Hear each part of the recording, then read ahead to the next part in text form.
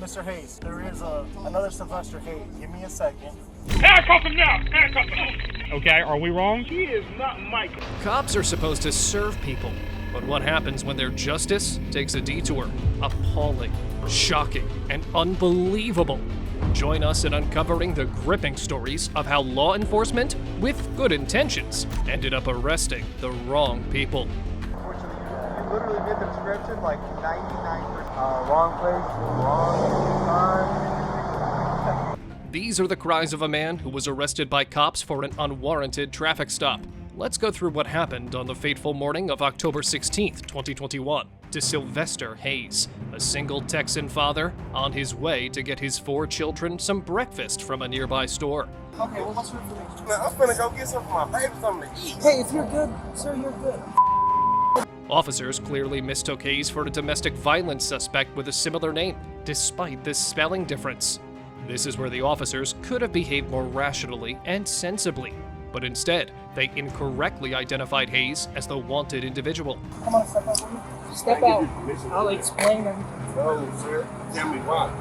I didn't give you permission there. Right now, you are being detained. Come on and step out. But there was more to this crazy story. The situation escalated when officers discovered a weapon in Hayes' possession, leading to a physical confrontation. Bro, this is my gun! Bro!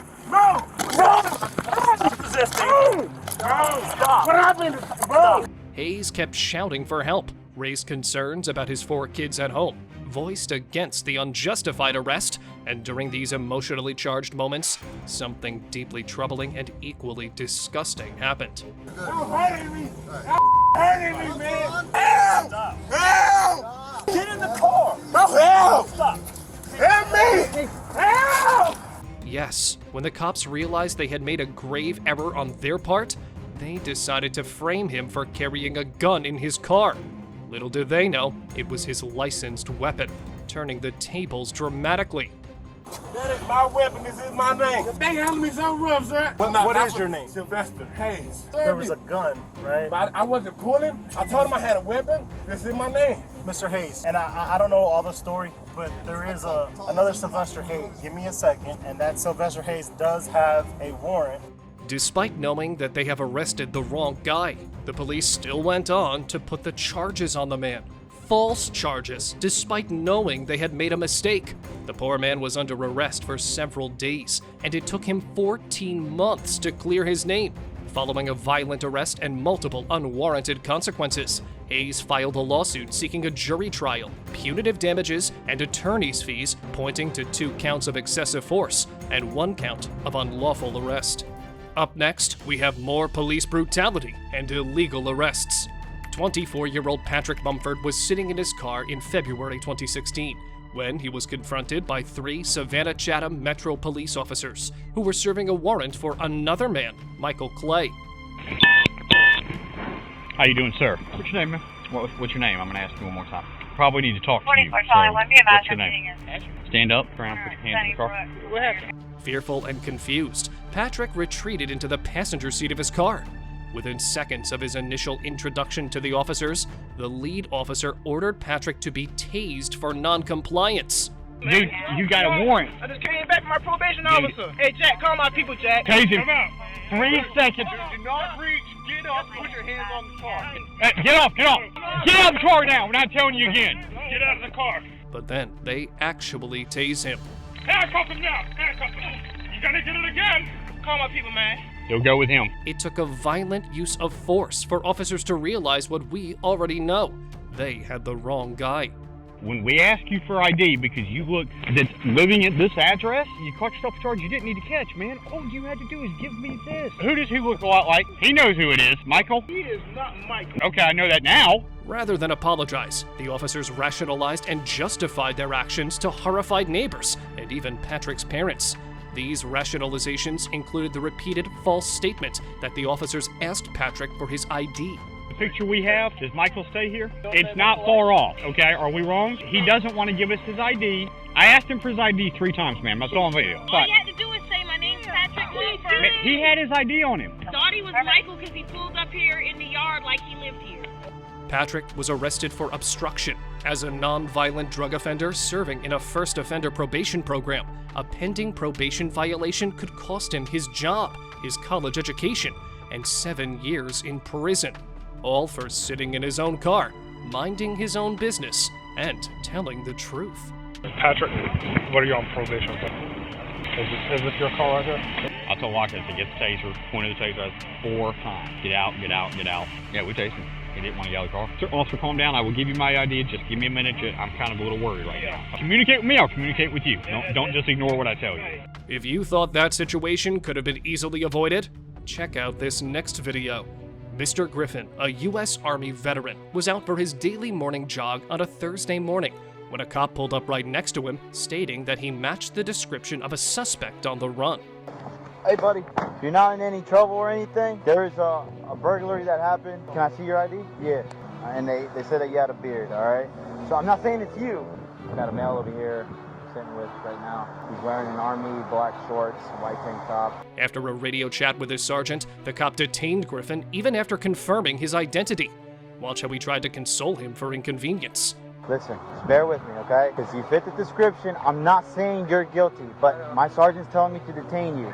Look, you're not under arrest. I'm detaining you right now because you fit the description, okay? They're gonna verify for me. I'm gonna take care of you. You fit the description. The supervisor showed up at the scene and further tried to calm down the situation, which really shouldn't have occurred in the first place. Sounded like wrong place, wrong time. Get somebody called here real quick just to make sure, but the good news is they come off as easy as they go on, so unfortunately you literally made the description like 99%. You might just happen to be that 1% that I run this street all the time. In another attempt to overcompensate for their behavior, the cop said some words to the veteran, who then replied with a remark which was both sarcastic and concerning. We appreciate you being very cooperative. Other people would just Trying to get shot over this. There's mistakes people make, right? Do you really think we want to be out here killing people? I'm a military police. So good news for you. The witness is saying that the clothes you're wearing and all that doesn't fit the description. They realized their error in judgment after ages and finally let Mr. Griffin go. All right. Sorry. So we appreciate you being very cooperative. Again, this is not a race thing, so let's not make it, because that's... You know what? What's your name again? Joseph. Just want to say thank you for keeping it cool. We just got the picture finally from the witness. Thank y'all for staying with me. A later snippet of the body camera footage from the same cops surfaced after they caught the real suspect, and his resemblance with Mr. Griffin wasn't anywhere near the cops' exaggeration.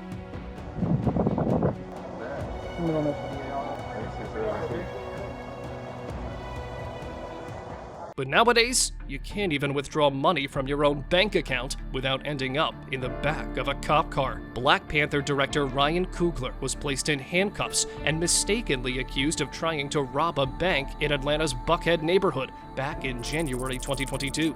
Hey, dude, so just hang tight right there. I'm going to talk to you for... I might take my glasses off. Can you explain what's going on while we're out here? Not really, man. All right, so we got a call. It seems like someone was trying to rob the bank. Something about you passing a note to the teller, something to that effect. Ryan explained to the officers what actually happened and that he used to do this practice often, but this was the first time he was being arrested for it. It's a medical assistant that works in my house that prefers to be paid in cash. Every time I make a withdrawal to pay her, because it's a large amount, she works a lot. Yeah. If I don't write down on a note how much I went out, and then I don't want it ran, money counter right there at the desk. Money out like that. So every time I go to withdraw it, like always, just the money for me. You know what I'm saying? One of the cops tried to reason with him in an absurd way, after which Ryan asked him a question that left him speechless. The seriousness of the call doesn't allow us to... Officer, let me ask you a question, son. Yes, sir. You're talking to me right now, and I'm cuffed in the back of a car. My teamster driver's cuffed. Imagine in the back of a car, and my baby nurse that takes care of my baby is cuffed in the back of the car. Is there any reason we can't have this conversation when she cuffs off everybody? Yeah, that's fine.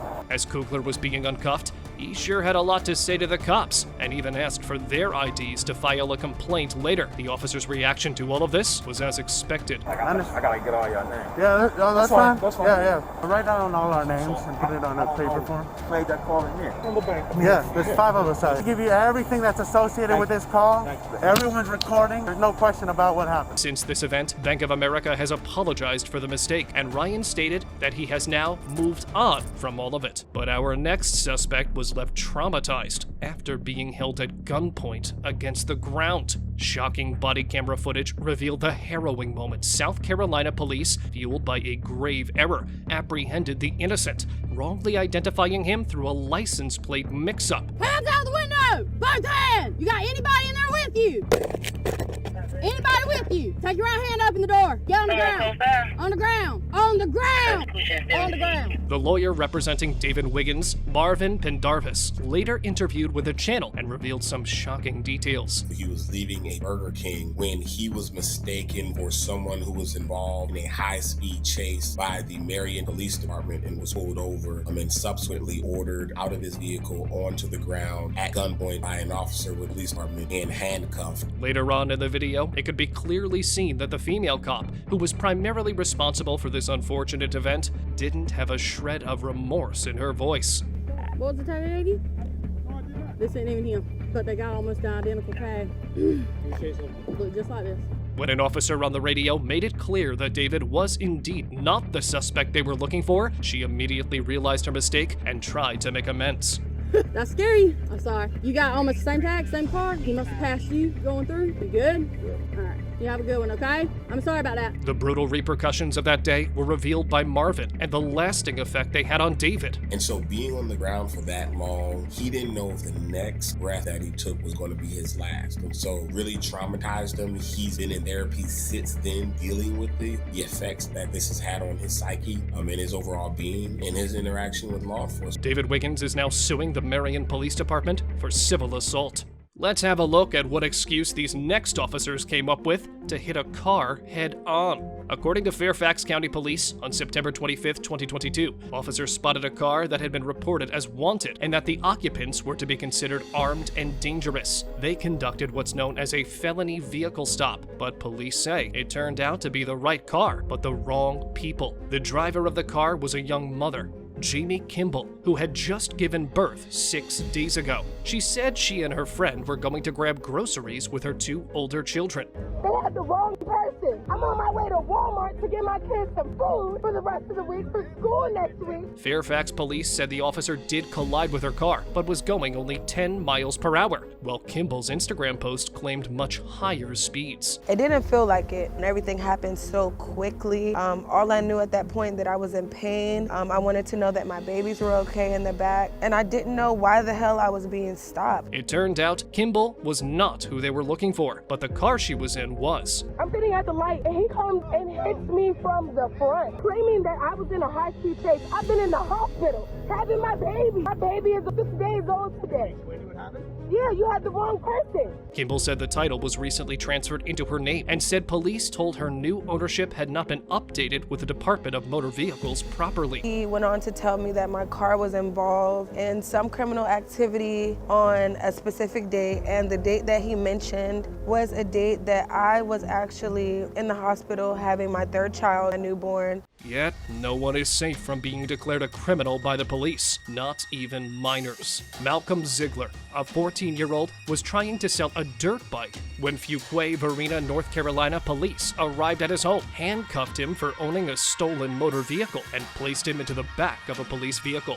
What's your last name, Malcolm Ziegler? Yeah. Okay, you got your ID on you? No, I do not. Okay, where do you stay? You stay here? Yeah. Okay, do me a favor, put your hands behind your back. I did. You're in possession of a stolen motor vehicle. What? Do me a favor, man, just come to my car right over here, okay? What the? Malcolm tried to contest his arrest by making legitimate arguments that were well within his rights, but the officer paid no heed to them. Can I get the bill of sale and show you that I bought it? Yeah. So here's what's going on, okay? That vehicle's been entered as stolen. The dirt bike right over there, the Suzuki. It's been reported stolen. It's been entered as stolen. So right now, you are in possession of a stolen motor vehicle. Well, can I show you the bill of sale from where I bought it? Where's the bill of sale at? I think it's in my house somewhere. What followed was a useless body search of the harmless teenager. I'm just gonna go and set it right here, okay, sir? All right. How old are you? You said 14? Yeah. Okay, go and look at me real quick. Open your mouth up, sir. Tongue up and down. All right, and let me check you real quick right here. The boy's father heard the commotion and came out to see what was going on. Hey, how you doing, sir? Reason all this is going down, that vehicle's been entered as stolen into National Crime Information Center. Do you have the bill of sale by any chance, sir? Sir, do you have any copies of anything? I see you got something right there. These are ones he just filled out. Okay. Because he was going to sell it. Oh, I gotcha. Okay. A supervisor came in to shed some light on the cop's really dull brain. and the embarrassment he then felt could be heard from his voice. Why is he detained? Because that's a stolen motor vehicle. Is that before all that you verified? Obviously, he's a juvenile, right? Yeah. If he was 18 and you might be taking him to jail for possession of stolen property, different. But you ain't gonna take him to jail, right? It's gonna be a petition. Malcolm was then finally taken out of the car and the handcuffs as his father produced a bill of sale. Just separate your hands. There you go. All right, go and take that hand out for me, sir. That one right there. You can. I can go in there. Condition one. Yep.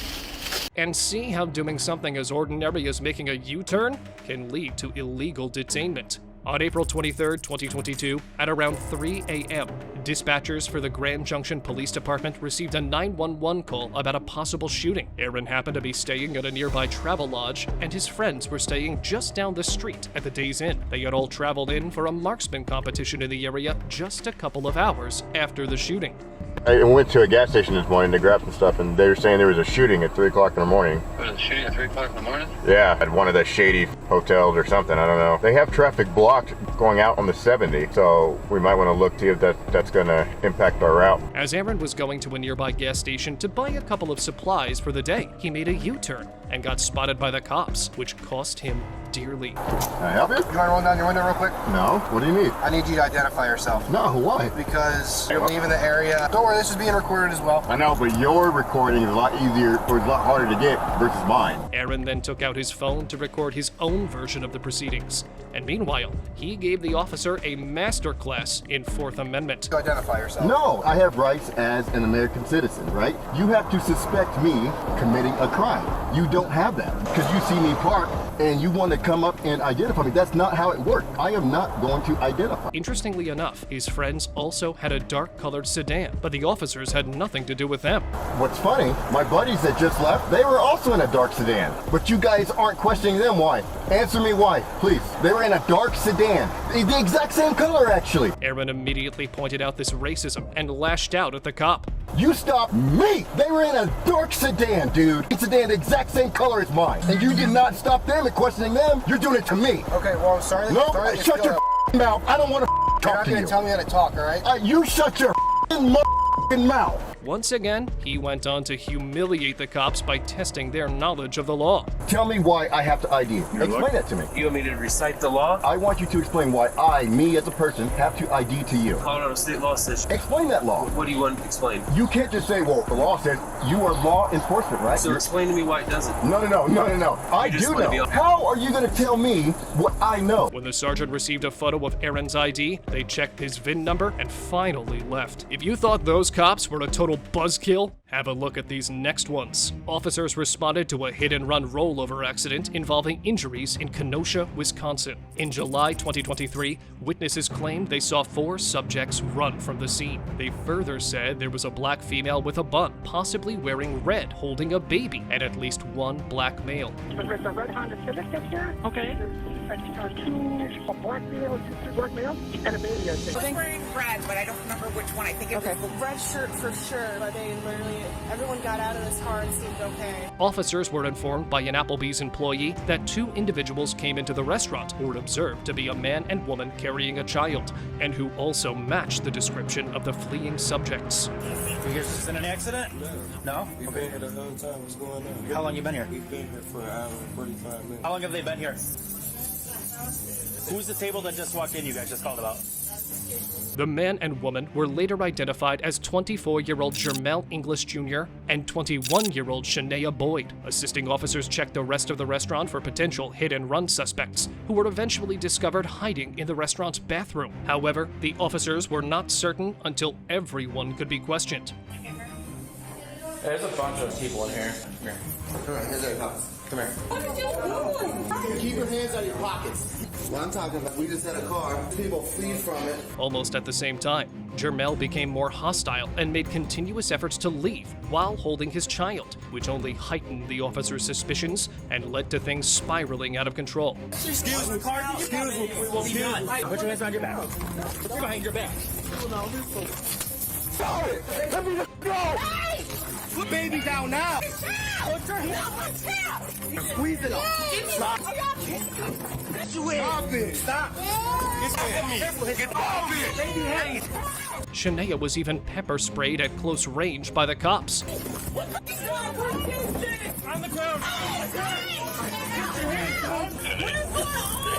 I'm confused! After interviewing each individual, it was determined the hit-and-run driver was 17-year-old Jamonte Wright. The other 4 occupants were later released. It's a court of law. You have the right to consult with an attorney. With these rights in mind, do you wish to speak to me now? No, sir. Okay, know what I got on? Y'all call me on camera right after the accident. Everybody's going to be charged with tonight felony hit and run party to a crime involving injury of a child, because there was a child in that car. Thanks for joining us on this eye-opening journey into the complexities of law enforcement.